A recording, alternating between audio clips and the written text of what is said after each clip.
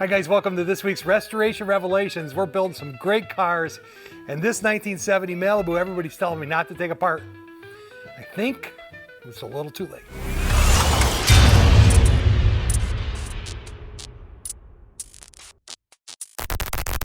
Oh why would I take apart a beautiful Survivor car? Because I can build better cars with this car to begin with, and it's not gonna end up in somebody's garage or a museum. It's actually gonna get driven and enjoyed. Let me walk you through it. It's gonna be fun. Guilty as charged. As you can see, I took it apart. I took it apart big time. This is the chassis that came right out of that car. The condition of this thing is incredible. I love it. I build these reinforced chassis and these cars, and when you start with a really good one, then I can build you a really good car. Anyways, this thing was rock solid. Look at the condition of this thing. Went through the media booth just today, and we pulled apart the Malibu, and I found all kinds of original stuff on it. Let me show you what we find. Don't hate me. Don't hate me. This thing's gonna be way better than it ever was. Come on, let me show you some original stuff. Didn't even think I was gonna find. And this is the original dash. I'm actually gonna use it. So I'm actually building two cars, and I'm gonna build one with the green interior, apparently, because a lot of these parts are really, really good. Bench seat, calling your name. When a car is in that condition, man, never been apart, never been picked apart. Lots of cars I've taken apart and I've worked on, but very rarely do you find something like this special. Check it out. This is the original build sheet from the car from 1970. It lists all kinds of stuff on here, not only the color, but the trim package, the engine, even the dealership they were going to build it for. Now, that brings me to something that I think is pretty interesting. Did you know that in 1970 they built 600+ thousand Chevelles and Malibus? That's a lot. And they had multiple factories that would do it. So where you find the build sheet, it depended on the day, the guy that was working. They didn't have a process at the factory where to put the build sheets. They kind of ended up in random places. This one actually ended up under the carpet in the front and in the rear, but it can be in the seat, it can be in the door panels. This is something also really cool. Let me show you. This is the original owner's manual, but what's really cool about it in here is it has this little new vehicle warranty owner's protection plan. And the thing that makes this really cool is you'll have the buyer's name, Mary Ellen. Now this car was only driven to church on Sundays. Obviously, it couldn't be this clean if it was ever driven anywhere.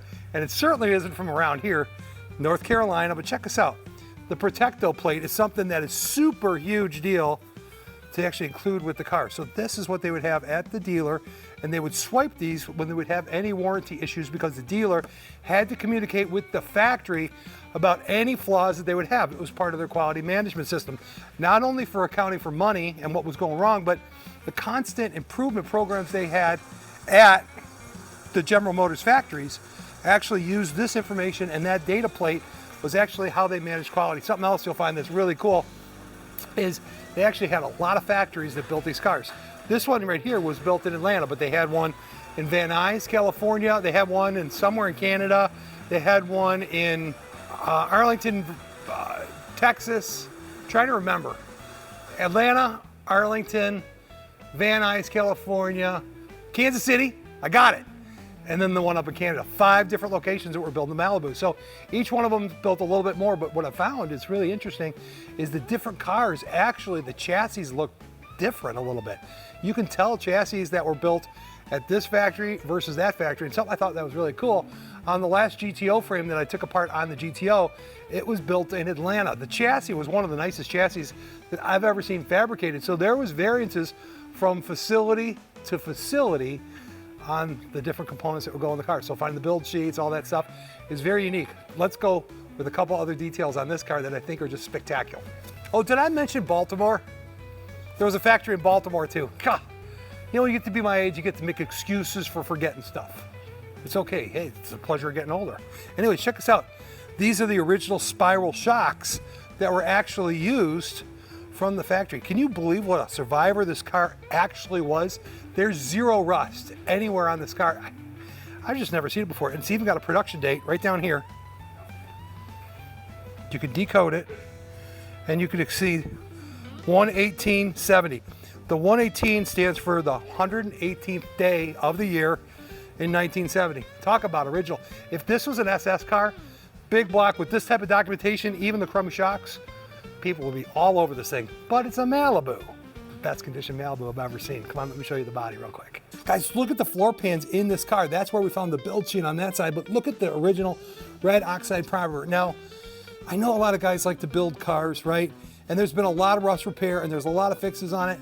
And I'm not saying that you can't do it. I do it for a living. We've done lots of cars where we put hung quarters and floors and that kind of stuff.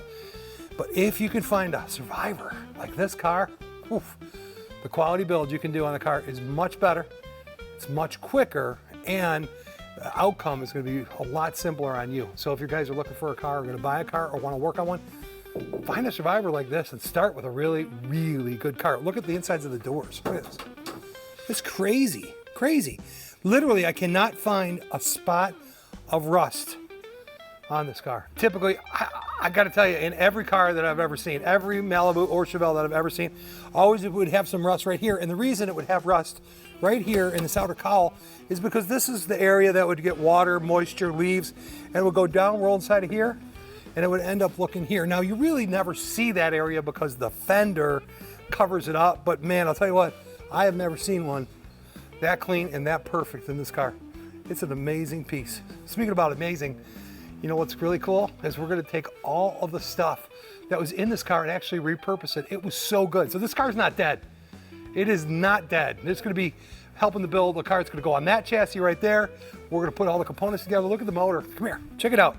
It's got the original exhaust manifolds on it. It's got the original valve covers on it. All this bracketry is original to an AC car way back in the day. It's even got the solenoid here. So when you would actually put the air conditioning on, lots of times it drags hard on this compressor and the old engines would die off from it. This little solenoid would kick that on and keep your idle just a little bit higher during that point in time.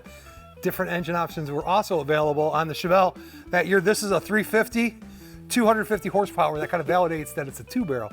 Anyways, there was a 6-cylinder that was a 250 cubic inch version. They had the 307, they got the 350, you got the 354 barrel, and then you would have a big block. And the question is, did they have a 396 or 454, or did they have both in 1970? Leave it in the comments. I'd like to know what you guys, tell me what you think. It's gonna be really cool. Anyways, this bad boy came out of that thing. Check this out. You gotta stay with me for a second. I typically replace the inner fender wells because they can be really nasty and I need to make them really clean and perfect for my cars. But here's something that's really cool.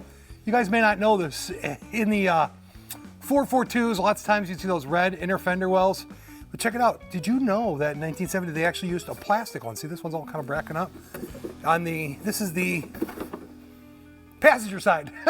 On the passenger side, they actually had a plastic inner fender well, which is something you don't see very often. I went to the other shop where I got another 70 Chevelle, and sure enough, the inner fender well was plastic as well. Anyways, really cool. Love the Survivor cars, man. Survivor, it's gonna be better. Remember, I got a plan. Here's another thing that's pretty cool, you guys. You may know this, you may not know this about the old Chevelles. This thing has got a 253 gear ratio in the rear end. Think about it. Little 14-inch tires are not gonna be super fuel economy, but this little tiny gear ratio coupled with that 2-barrel, I think probably got pretty good gas mileage on the road. 14-inch tire is really small, but a 253 gear ratio? Come on, let me show you something else that's really cool about our Survivor car. Devo used to wear these, you know, when they were doing their music. No, these are the original hubcaps from a Malibu in 1970. Wow, isn't that cool? Also make great Frisbees, or if you're in a rock band, call me. You can borrow them. Hey guys, let's get to the end of the video, and the best part of it is I get to share something out of the Bible with you guys about what it's like to be totally changed. Oh yeah, it's gonna be good. Come on, Christmas really soon. I always like jumping into the Bible at the end. Like I said, I got involved in a Bible study about 6 years ago. Anyways, it changed my life because it really helped me have a different perspective on my life. And something that really caught me is a way to kind of look at my life maybe a little bit differently, because in the book of Galatians, which is in the New Testament, it has a really interesting part in it. And it kind of hit me deep. I really do believe that this is the Word of God. And I do believe that, you know, God has had different seasons with his time with mankind. In the beginning, is Moses and the burning bush, right? And it was, you know, Egypt and getting thrown out of Egypt, and God sending plagues and all those different types of things. And then there was the prophets that were like, that's the Old Testament, where there's prophets that would talk about God said this or God did that. And once in a while, when people get in trouble, he'd like, don't take the Holy Spirit from me. Then you got the days when Jesus actually walked on the earth.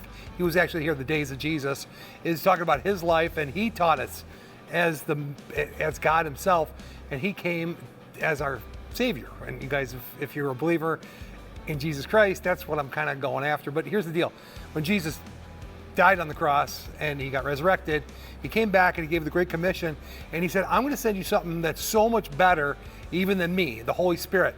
So if you got a Bible that's not a newer version, this is an NIV Bible, which is the New International Version, but like King James Bible is a more conservative version, but they all say the same things, they just use a little different words. In the King James Version, it would say the Holy Ghost, right? What is the Holy Ghost? What is the Holy Spirit? So anyways, the Holy Spirit lives in you when you become a believer and you accept Jesus in your heart and say, okay, I want to be a new creation. I want to be born again. I want to be something different. And then you got to kind of work out your salvation, because it's not just that easy, because your mind is always kind of wrestling with what you see, what you know, what you've experienced. And it doesn't matter who you are or where you're at. Did that just change my page? Look at my Bible's ripped. It's bad.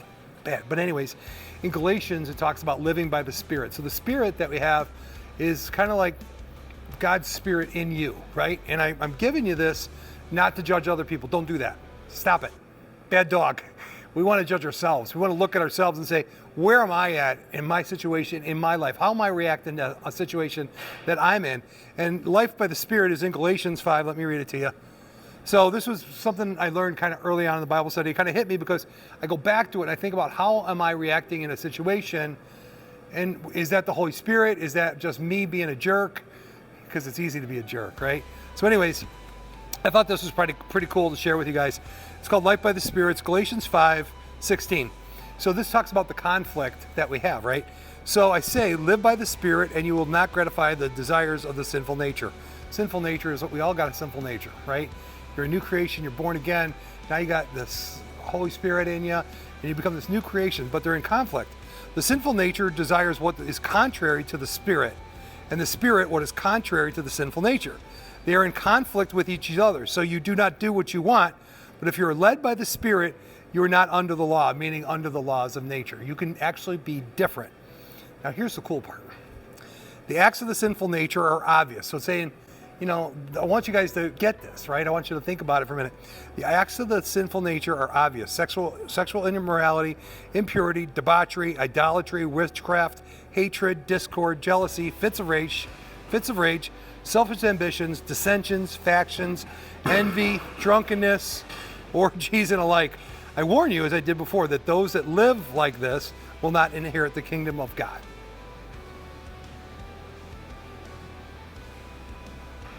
I'm still in the factory. I got a little mouse over there dropping my muffler, and it's not good. Okay, here's the better part. The fruit of the Spirit, meaning talking about like the fruit of the Spirit, meaning like the actions of the Spirit, so when you're filled with the Holy Spirit, is love, joy, peace, patience, kindness, goodness, faithfulness, gentleness, self-control, and against these things there are no such laws. So they're saying the conflict in here, like you're going to wrestle in your own mind of where you at? Why am I doing this when I don't want to do this? And then if you feel these things in your life, discord, fits of rage, jealousy, selfish ambitions, making trouble, causing issues, you don't get that peace. But when you got the Holy Spirit in you, you got peace. But the fruit of the Spirit is love, joy, peace, patience, kindness, goodness, faithfulness, gentleness, self-control. Look in the mirror, guys. And you can have that. There's parts flying around here. Okay, anyways, you can literally have that peace. Even if Jeff was trying to interrupt me in doing it. I dropped the muffler, he's dropping wrenches. I don't know if you can hear that, but it's actually very true. Anyways, let me finish up. Those who belong to Christ have been crucified with their sinful nature. With the passions and its desire. And this is my favorite line. Since we live by the Spirit, let us stay in step with the Spirit. How cool is that, right? So guys, when you got a lot of drama or things that are going on in your life that are upsetting, or it's getting wonky, or you feel that anxiety, that ain't God's love, joy, and peace in your heart. It's really not. You can pray about it and say, God, help me through this. I am struggling, I'm wrestling, I'm broken. God loves you. Jesus died for you on the cross, and there is so much more to life than just what you see. It's a really cool thing. I'm studying quantum physics, and I got a theory. I'll share it someday. Anyways, thanks for coming along for a ride this week. Sorry if you don't like us taking apart that old car, but man, it's a beautiful car. I think it's going to live forever, just like you can. All right, like, subscribe, follow along, and I'll see you next week on Restoration Revelations. Peace out.